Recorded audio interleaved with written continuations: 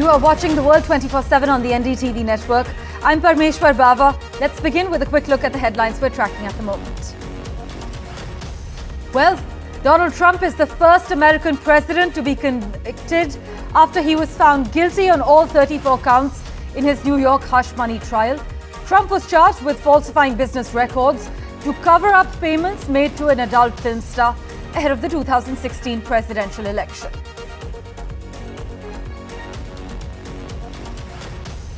Israeli War Cabinet Minister Benny Gantz' centrist party has proposed holding a parliamentary vote on dissolving Israel's parliament. The move follows an ultimatum that Mr. Gantz issued this month, demanding Mr. Netanyahu agree to a plan for post-war Gaza by the 8th of June. Our Ministry of External Affairs has highlighted India's historical support for Palestinian statehood and a two-state solution, following the recent recognition of Palestine by Ireland, Norway and Spain.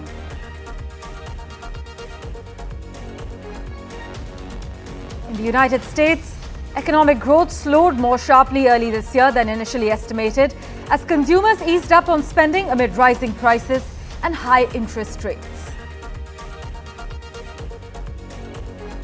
And so to America, where soon India and Pakistan and 18 other countries will be playing in the T20 World Cup.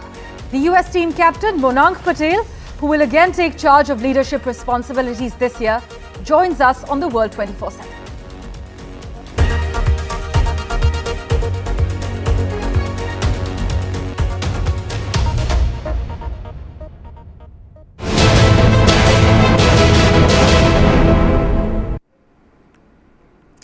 Well, Donald Trump is now a convicted felon. Trump is also still the favorite to be the next president of the United States. But the former US president has been found guilty of 34 counts of falsifying business records to cover up a hush money payment to a porn star, making him the first former US president to become a convicted felon. The unanimous verdict from the 12-person jury ends a 6-week trial in which prosecutors accused Trump of orchestrating an illegal conspiracy to influence the 2016 presidential election. Now, Trump will have a criminal record as he seeks to become president again. Trump and his team, though, reacted quickly to the trial's outcome. In fact, he declared he's a political prisoner in a fundraising email that was sent just moments after the verdict, although he was not jailed, as you're well aware. It now falls to Justice Juan Merchan to determine Trump's sentence. The judge scheduled the sentencing for July 11th, just 4 days before the Republican National Convention is set to begin. This was a disgrace. This was a rigged trial by a conflicted judge who was corrupt. It's a rigged trial, a disgrace.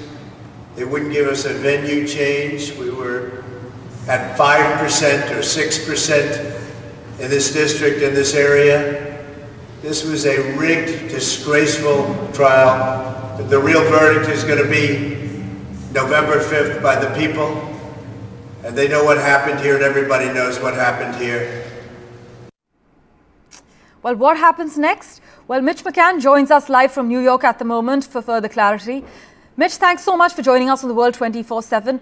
Now, falsifying business records carries a maximum sentence of 4 years in prison. But because the crime is non-violent and Trump has no prior convictions, any prison time is far from guaranteed. What can one expect at this stage? Well, most legal experts and scholars here in the United States who have been speaking about this issue say it's most likely that Donald Trump will actually get a fine for this. But Judge Merchan, as you say, can sentence him to probation or prison or anything he likes. Donald Trump could go to jail for up to 4 years as a result of this. But as I say, that's very unlikely. This trial lasted more than 6 weeks, about 6 weeks and 4 days.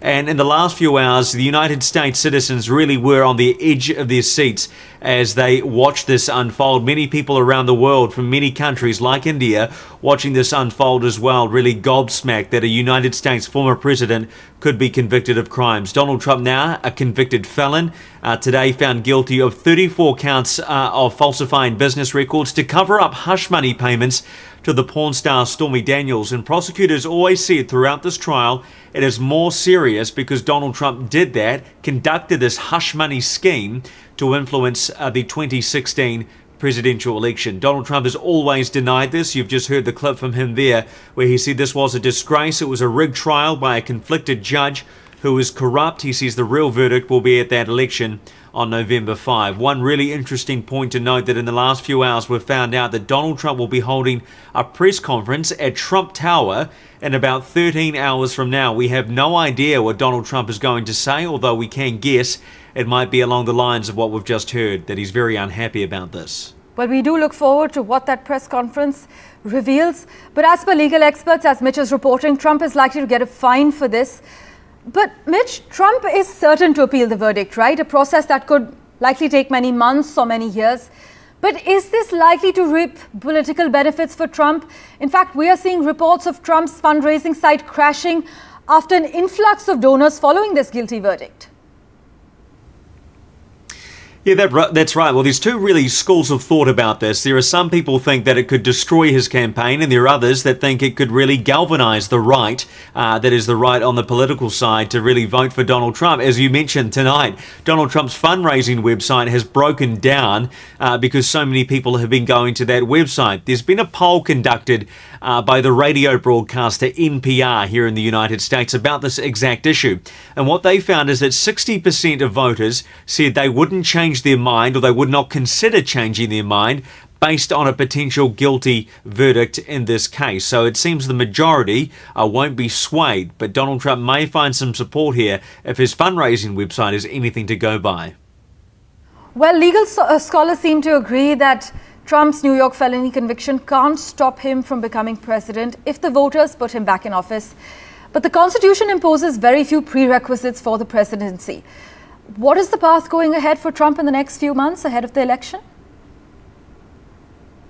Well, once he gets past the sentencing, depending on what that will be, the path will be clear for Donald Trump to campaign. Even though he's been convicted here, there is some good news for him, you could say. It means he's not stuck in a courtroom in the coming days and weeks. He can actually get out and campaign against Joe Biden. As you mentioned, there are very few requirements for someone running for office. You have to be over 35 years old. You have had to be born in the United States, and you have had to have lived here for the last 14 years. That's basically it. There is nothing that says if you have a conviction that you can't run for the presidency. So he will be able to run. And get this, if he was sentenced to jail, he could still be the president from behind bars. Now, we know that's unlikely, right, but that is possible. Mitch, as always, thanks so much for joining us with the ground report. Meanwhile, we must mention Trump stands accused of additional wide-ranging criminal conduct in 3 other cases. 2 for subverting the 2020 election results and 1 for hoarding classified documents after he left office. But none of those cases appears likely to go on trial before Election Day in the United States. With that, let's turn our attention to the other big story we're tracking. Israeli War Cabinet member Benny Gantz has announced his centrist National Unity Party has introduced a bill to dissolve the Israeli parliament, which would trigger an early election. So what's next? Well, it's unclear when lawmakers might vote on the bill, which requires a majority vote to pass. Israeli law stipulates there cannot be another vote for 6 months if the motion fails.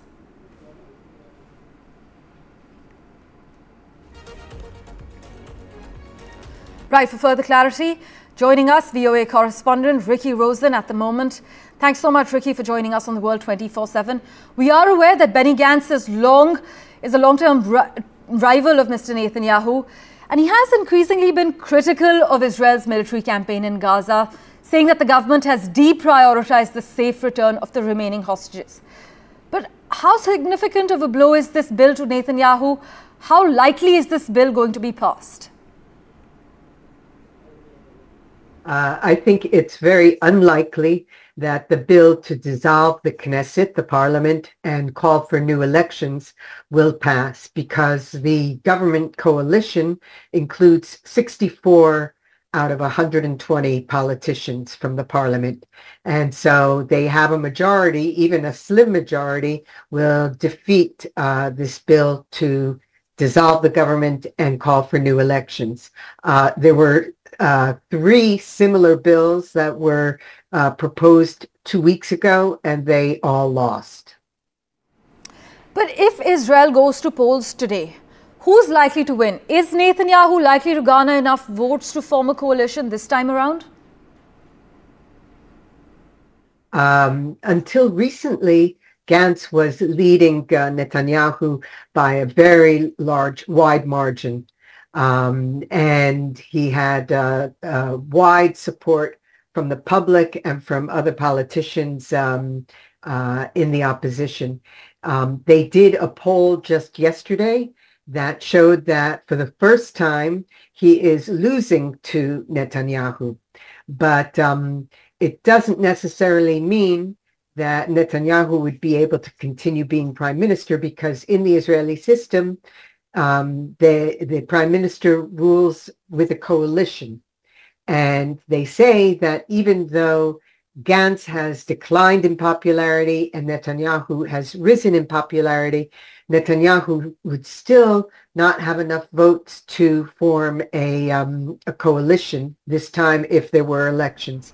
The problem is that Gantz might also not have enough votes to form a coalition, because he would be dependent on getting votes from both the left and the right, and the only thing that would tie his government together would be the opposition to Netanyahu. Well, so far, Mr. Netanyahu seems averse to bringing up the idea of ending the war in Gaza. But are the cracks deepening as far as the war cabinet there is concerned? Definitely. About 2 weeks ago, Gantz said that he was giving Netanyahu an ultimatum of 3 weeks until June 8th, next week, in which to come up with a plan for what they call the day after the war against Hamas in Gaza finishes. Netanyahu will not even bring up the idea in his cabinet because he knows that the minute that he starts talking about ending the war and the day after, the far-right members of his coalition will bring down the government.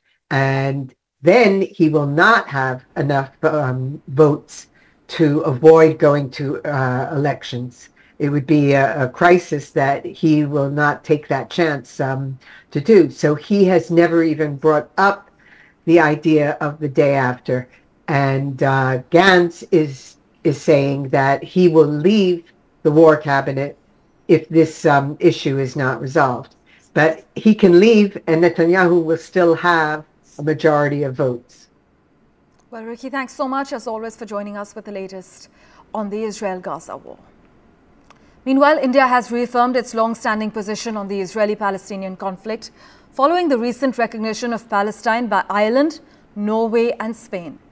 The Ministry of External Affairs spokesperson Randhir Jaiswal highlighted India's historical support for Palestinian statehood and a two-state solution. India also expressed deep concern over the recent loss of civilian lives in the displacement camp in Rafah. Listen in.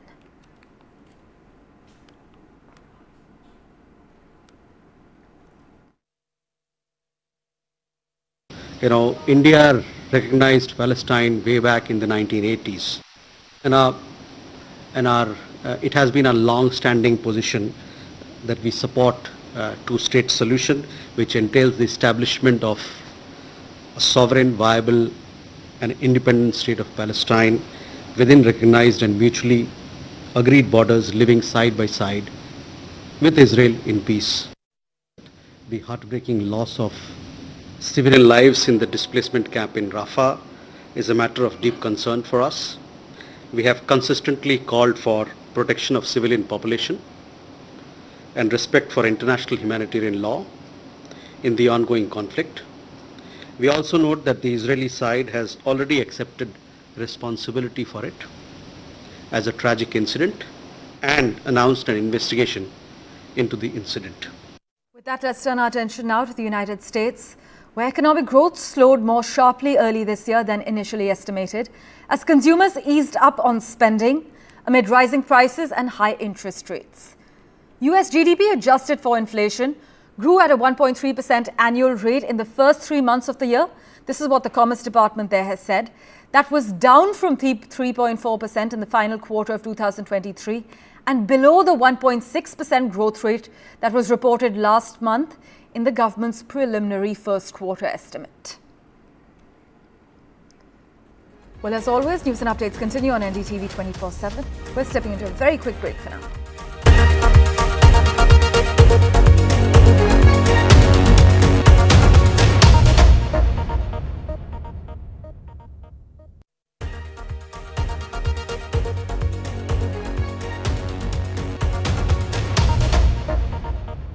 For the first time, 16 and 17-year-olds will vote for their representatives in the European Parliament, following the model of Austria, Greece and Malta. It's very important to remember that when you're 16, when you're 17, you oftentimes have the right to make medical decisions for your own body. You have the obligation to pay taxes if you have a job.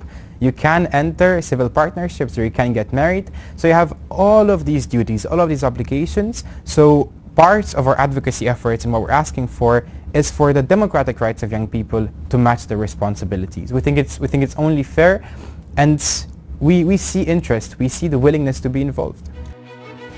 After several interpretations, the Belgian Constitutional Court ruled that young Belgians would be subjected to compulsory voting as adults, even if the federal government decided that voters aged 16 and 17 would not be fined for not showing up.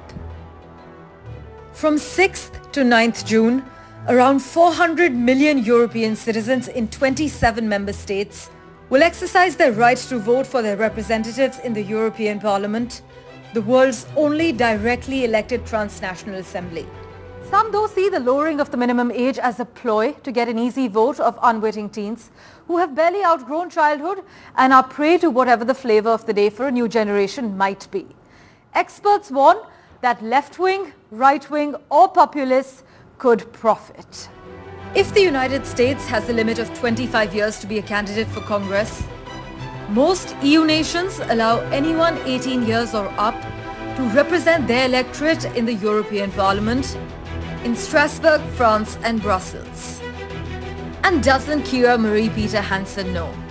Out of the blue, she was shocked when she found herself elected on a Danish Green ticket 5 years ago, barely 20. Well, of course, the first half year was super difficult and confusing because I didn't expect to get elected, so I had to start all over in a Brussels life also. But I think overall the European Parliament is a good place to be a young politician. Like my group is very supportive, and also in the negotiations I've had, I don't feel like people are seeing me as just this young person who knows nothing. Manon Aubry of the hard left France Unbowed said there were many issues for the young to get riled up about, from social exclusion and inequality to poverty. It's the only time, the only place when you, me, any youth has as much power as Viktor Orban, as Emmanuel Macron, as Bernard Arnault, one of the richest guy in the European Union. Across the continent, millions more young people will vote for the first time. 5.1 million in Germany, 4 million in France and 2.8 million in Italy. This is according to the EU statistics agency Eurostat. While no one can give a precise total of youth voters, if first-time voters were a bloc, they would be larger than most EU countries. Parmeshwar Bawa for NDTV.